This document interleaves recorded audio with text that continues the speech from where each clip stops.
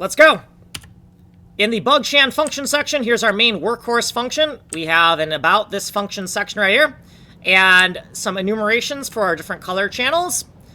What these variables right down here mean, so this is the inclusive selection area of the pixels on the master memory cell that we want to serialize into the output M1K texture, which is 1024 by 1024. This is the number of bytes in the output texture.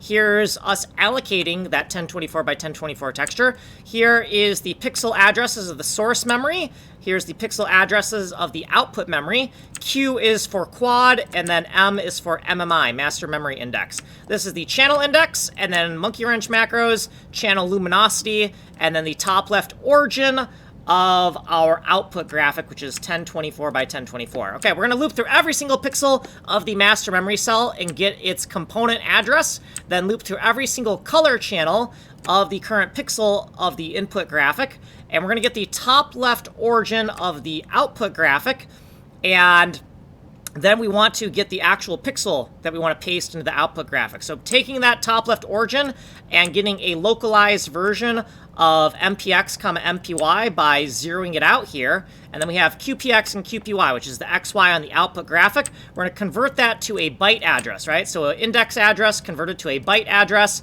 We're going to grab the luminosity of the current color channel we're concerned with. So this is the component address of the source graphic plus the color channel we're interested in.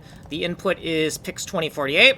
And then we're going to look at channel luminosity. If it is 0, we're going to paste down black. And if it is the alpha channel, we're going to paste down monochrome, right? And right, so grayscale with opaque.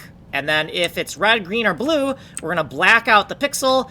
And then we're going to put a red, green, or blue intensity color channel value in the correct color channel. And then we're going to error if none of those conditions are hit.